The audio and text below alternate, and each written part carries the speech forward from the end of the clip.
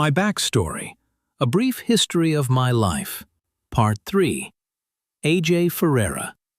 To give more context of my own substance use, at the age of 15, in 10th grade, I began smoking cigarettes and cannabis simultaneously.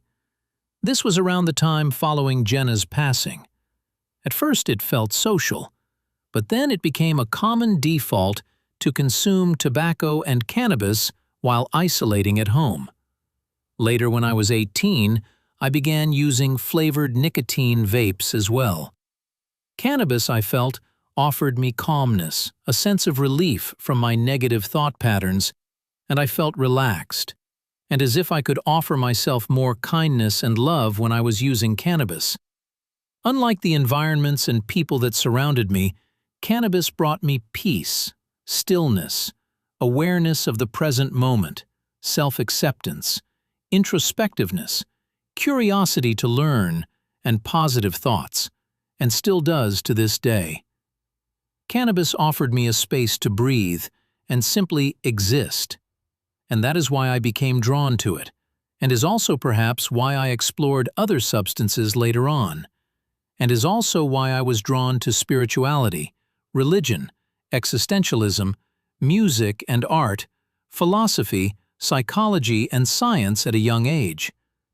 Cannabis also offered an obvious escape from whatever trauma I had experienced, and from the realities of the world, which, now looking back, is why later on in life I became more comfortable being in isolation, and why I was drawn to other substances and developed alcoholism. When I was 16 years old, I began to seek out other substances to use.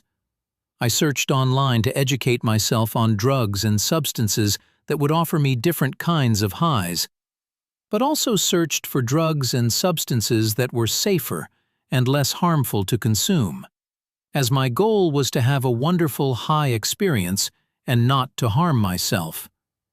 I was drawn to the drugs and substances that were more psychedelic in nature. I tried dextromethorphan, which is commonly found in cough medicines. I found that it was safer to consume in Mucinex DM pills rather than cough syrup, although I did try both methods. I preferred the pill method and would often enjoy a DXM high on a Friday night and would make music and play guitar, and often would hang out with my older brother and we would watch movies and play pool together. He taught me how to play pool, and it became a strong liking of mine. I remember one time playing pool with him while high on DXM, and I was capable of getting every ball in the pockets in one turn because I was studying angles in math class at the time, and I decided to look down the length of the stick and carefully align each shot.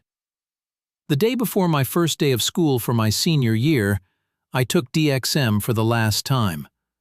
I had taken way too high of a dose and had to be taken to the emergency room by my parents. The high lasted a long time, and it was extremely uncomfortable, especially being in a hospital. I was also made to go to school in the morning because I was not allowed to miss my first day of school on my senior year. My parents did not care, so they sent me, and I had a terrible first day. When I was 16, I also experimented one time with diphenhydramine, which is the main chemical found in Benadryl, and it was absolutely terrifying to say the least. I remember taking a decent amount of Benadryl, and my body felt very uncomfortable, with muscle tension and a sense of restlessness. I also had a distorted visual perception, and began to hallucinate giant shadows of spiders with thin legs crawling around my room. And to think that I already had arachnophobia beforehand. Needless to say, I never did that again. Also at the age of 16, I experimented with eating seeds containing LSA. I believe they were morning glory seeds, but I cannot remember correctly.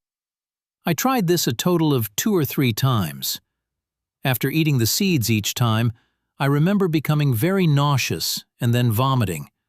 But afterwards, I felt a wavy kind of high that felt floaty and strange, and my visual perception was as if someone had turned up the brightness of everything.